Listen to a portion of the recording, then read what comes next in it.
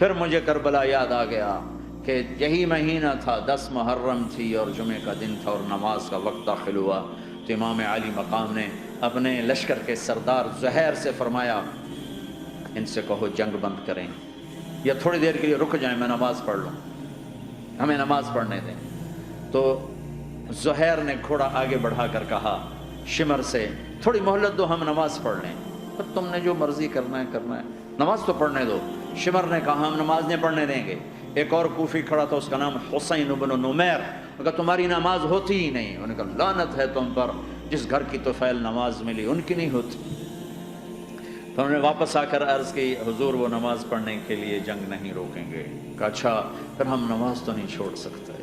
میرے رب کی قسم اگر حسین نماز نہ پڑھتے تو انہیں کوئی فرق نہ پڑتا، لیکن ایک فرق پڑتا کہ پھر پیغام ادھورا جاتا، میسج ادھورا جاتا، اور میسج یہ دینا تھا کہ زیر خنجر بھی یہ پیغام سنایا ہم نے کہ ہم نے تلوار کی دھاروں کے نیچے بھی سر جھکانا ہے، اور ہم نے تڑپتے جسموں کے ساتھ بھی سجدہ کرنا ہے، اور ہم نے زخمی جسموں کے ساتھ بھی اللہ کے سامنے رکوع کرنا ہے، اور ہم نے خون آلود جسموں کے ساتھ بھی رب کے سامنے کھڑے ہو کے آنے والی نسلوں کو پیغام دینا ہے کہ نماز وہ ہے جسے اس وقت میں بھی نہیں چھوڑا جا سکتا،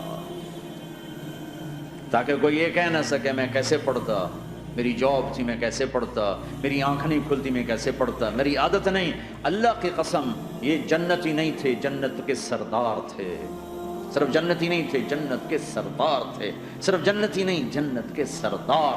اور یہ سرداری کب ملی؟ محنت کے بعد نہیں، پہلے ہی ابھی ماں کا دودھ نہیں چھوٹا تھا کہ میرے نبی نے فرمایا حسن حسین جنت کے نوجوانوں کے سردار ہیں،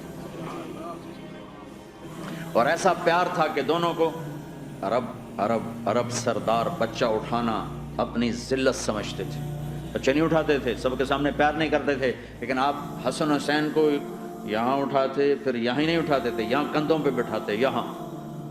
اور ایک عرب بدو حیران ہو کے دیکھنے یا رسول اللہ یہ آپ کیا کر رہے ہیں؟ یہ کتنی عیب کی بات ہے کہ آپ جیسا سردار اور یہاں بچوں کو بٹھایا ہوا ہے۔ کہنے کا آپ ان سے بہت پیار کرتے ہیں؟ کہا ہاں میں ان سے بہت پیار کرتا ہوں، اور صرف میں نہیں کرتا، اللہ بھی ان سے پیار کرتا ہے۔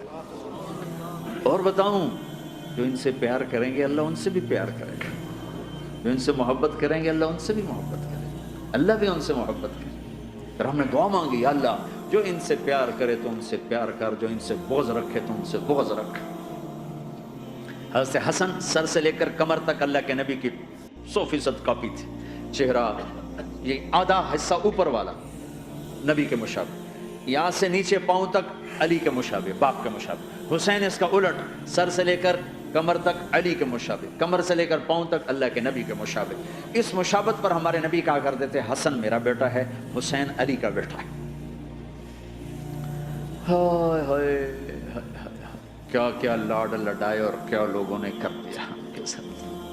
نماز جیسے عظیم عمل میں، نماز جیسے آپ رکوع میں ہوتے تو حسن آ کر نا پاؤں میں گھس جاتے تھے، یہاں سے نکلتے ادھر، یہاں سے نکلتے یوں۔ سجدے میں جاتے تو کمر پہ بیٹھ جاتے تھے، فرض نماز کا سجدہ۔ تو ایک دفعہ پہلی دفعہ جب یہ قصہ ہوا تو آپ نے سجدہ لمبا کر دیا، بچے کے اتارا نہیں، اٹھے نہیں، سجدہ لمبا کر دیا۔ پچھلے پریشان ہو گئے کہ اتنا لمبا سجدہ کہیں آپ فوت تو نہیں ہو گئے۔ تو جو پہلی صف میں تھے نا انہوں نے یوں کر کے دیکھا، چکر کی وہ دیکھا تو حسن کمر پہ چڑھے ہوئے، تو قریب ایک آدمی نے آگے ہاتھ بڑھا کے کھینچنا چاہا، تو آپ نے یہاں سے دیکھا ہاتھ آ رہا ہے، تو آپ نے اپنے ہاتھ سے یوں اشارہ، نماز میں یوں اشارہ کیا کہ میرے بچے کو نہ چڑھو۔ جب حسن خود اترے پھر آپ سجدے سے اٹھے۔ کبھی حسین چڑھ جاتے تھے، کبھی حسن چڑھ، دونوں ہی چڑھتے تھے، یہ اس طرح حسن کے بعد کبھی یہ کبھی وہ، کبھی یہ کبھی وہ۔ اور آپ حسن کو جب چھوٹے تھے زیادہ حسن، تو آپ حسن کو یوں زبان دکھاتے، اتنا بڑا عظیم نبی کیا ہو رہا ہے، تو وہ زبان، آپ کی زبان بڑی سرخ خوبصورت، تو وہ بچہ سمجھتا شاید یہ کوئی کھانے کی چیز، تو آگے یوں ہاتھ مارتے، پکڑنے کے لیے ہاتھ مارتا، پھر وہ بیٹھ جاتے، پھر آپ کہتے یہ میرا نبی گھر کی زندگی بتا رہا ہے، اور تمہیں تو بچوں کے پاس بیٹھنے کا وقت ہی کوئی نہیں، بیگم بھی کم جاب پہ جا رہی، خامن بھی جاب پہ جا رہا، پیچھے بچے ڈرگ بیچنے پہ لگے، اب تم کس کام کے ہو؟ کیا کرو گے اس دولت کو؟ جب نہیں ڈرگ بیچو، گستاخ ہو گیا، بدتمیز ہو گیا، تو اس دن دولت کو آگ لگا دو جا کے آپ، اپنے بچوں کو ٹائم دو، اپنے بچوں کو ٹائم دو. عورت کا کام کمانا نہیں ہے، عورت کا کام نسل کو بنانا ہے. قناعت سیکھو، قناعت تو آسانی سے مینج ہو جائے گا. قناعت نہیں تو پھر تو دنیا کے بادشاہ کی بھی ہوس پوری نہیں ہو سکتی. کھیلتے تھے، حسن حسین کی کشتی کراتے تھے، دونوں بھائیوں کی کشتی کراتے. ایک دفعہ دونوں کی کشتی ہو رہی اور حسین ذرا کمزور پڑ رہے تھے تو آپ اس کو شاباش دیتے، شاباش شاباش شاباش. تو حضرت فاطمہ کہنے لگی، ماں بھی بیٹھی تھی، کہنے لگی یا رسول اللہ آپ حسین کو شاباش دے رہے ہیں، حسن کو کیوں نہیں دے رہے؟ تو آپ نے کہا یہ جبریل میرے پاس کھڑا ہوا ہے، یہ بھی حسین کو شاباش دے رہا ہے تو میں بھی حسین کو شاباش دے رہا ہوں.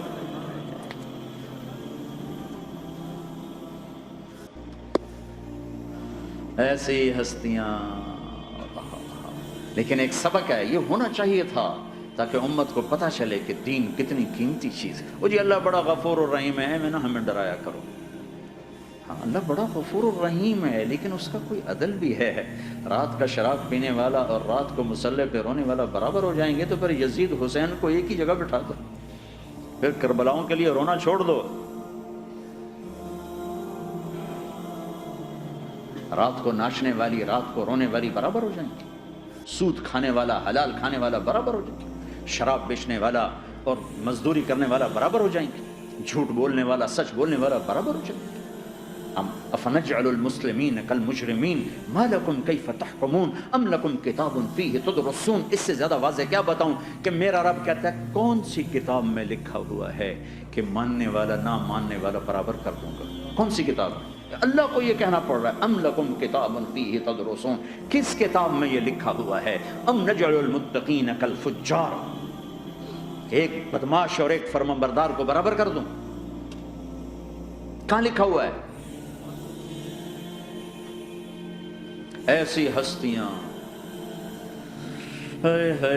جنگ سے پہلے اونگ آ گئی، آنکھ کھلی تو ہنسنے لگے. بہن نے پوچھا یہ تو ہنسنے کا موقع نہیں، کیوں ہنسے ہو؟ زینب کہا بہن اللہ کے نبی خواب میں آئے، فرما رہے ہیں بیٹا میں لینے آ چکا ہوں. تو اب نہ پڑھے نماز، اب کیا مسئلہ ہے؟ جنت کے لیے تو کرنا ہے سب، یہ جنت کے لیے تو کر رہے ہیں، اللہ کے لیے تو کر رہے ہیں. کہ زرد دادن و جان دادن نہ آئے از لذت دیدارش، خسرو چتواں گفتن سر دادن و جان دادن نہ دیدہ رخ یارے.